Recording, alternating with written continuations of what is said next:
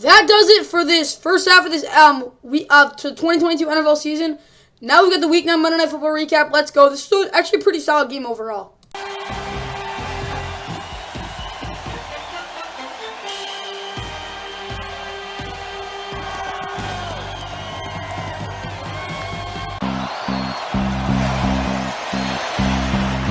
Jackson looking to throw. He does. He's got it. Touchdown, Ravens. Jackson keeps and gets it. Gets 20 inside the 40. Play clock at 1. Handoff. Touchdown, Drake. Packages. He did bring in Queen on second down. Wide open and caught Olave. First down at the 15. Bowser coming off the edge. Pass to the end zone. Wide open was Callaway, and he's missed. 33-yard try is knocked through by Will Lutz.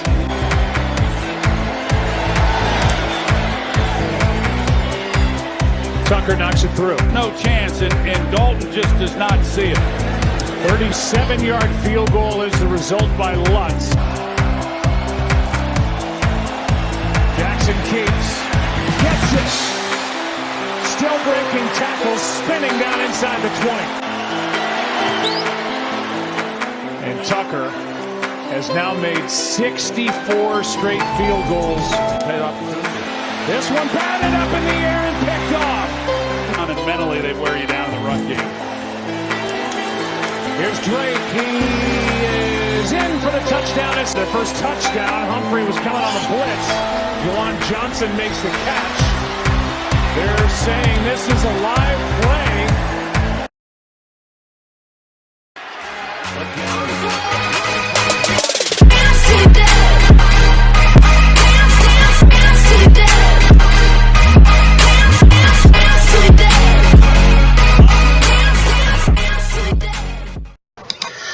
Alright, what's going on, guys? Welcome back to NFL. Like and subscribe. Hope you guys enjoy. We've got the Week 9 Monday Night Football recap. Obviously, closing out the first half of this NFL season. Ravens came out to won their third straight game, going into New Orleans and knocking them off 27-13. Of course, Saints coming off a game in which they blew out the Raiders, shutting them out 24-0. But they lost yesterday. It was really a game you kind of expected. It wasn't a bad game per se. It just wasn't great. Lamar 12-22, 133 touchdown. He was pretty decent. I mean, Kenyon Drake 24 for 93, 2 touchdowns. He had a pretty good day. Lamar 11 for 82 on the ground as well.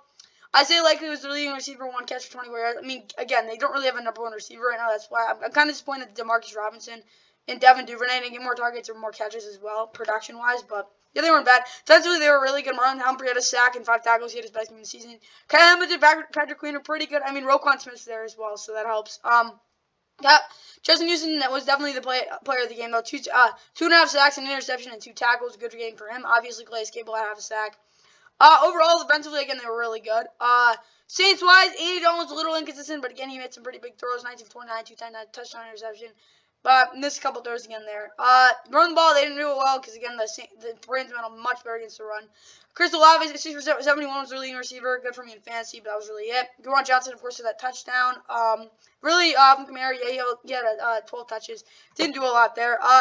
Marcus made tackles. I don't think he played particularly well, especially in coverage, but I do think he could have been worse. I mean, didn't miss any tackles or anything. Demario Davis and Ken Ellis both had sacks. Is Alontae Taylor still hurt?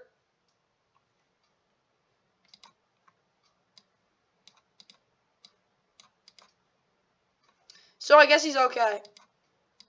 I hope he is. He's one of my favorite players in the league. Yeah.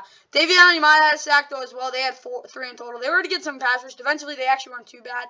Statistically, obviously, it was pretty, it wasn't really an offensive game, but they had 319 total yards. Obviously, 1 turnover. They had the ball so long, it felt like they had the ball the whole game. And obviously, pretty even other than that, though. Of course, the Lions, it was really the defensive lines dominating. Not the whole game, but some of it. And obviously, the Ravens were just more efficient. That's what I got there. I hope you guys enjoyed the game stats. Let's get right to the keys of the game grades now.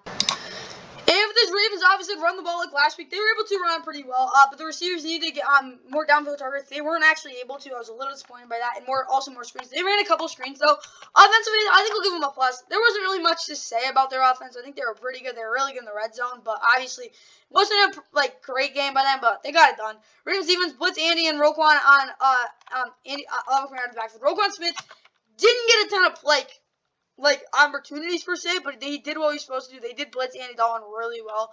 Defensively, I think I'll give them 3 pluses. I mean, they had a big turnover. They just weren't giving up much yardage whatsoever, though. They were really good. I wouldn't say it wasn't like one of their best games, but they played really well. Let's get to the Saints.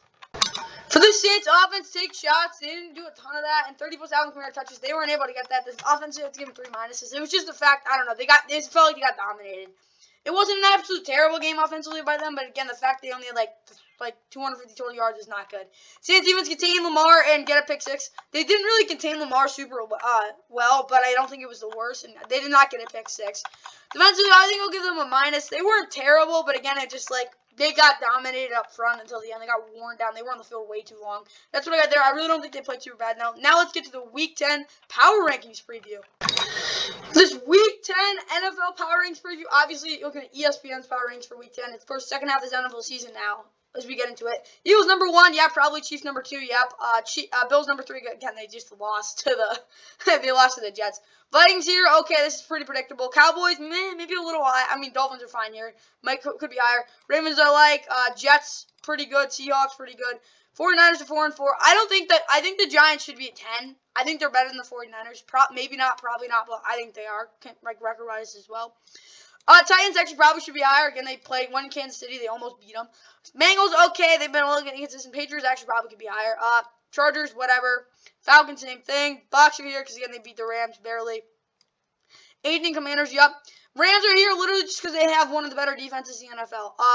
Their offense is atrocious. Browns are here again by. Saints actually could be lower. I think the Broncos will be better, but yeah, they deserve to be here. Same thing with the Cardinals. Packers honestly should be lower. I think the Bears are definitely a better team right now, at least. Jaguars, okay. Colts should be lower. Raiders, fine. Steelers, fine. Lions, probably higher. Panthers, okay. And obviously Texans. But yeah, that's it for this Week 10 NFL Power Rankings preview. I hope you guys enjoyed. Power Rankings preview, yeah. Hope you guys enjoyed Week 10 NFL Power Rankings preview. Come up for you guys tomorrow on Wednesday. I hope you guys enjoyed this one. Yeah, see you in the next one. How about that? You like that? You like that? Oh my goodness. Oh my God. Who knew Adam Schefter was hiding Chewbacca on his chest? You like that? Holy chest.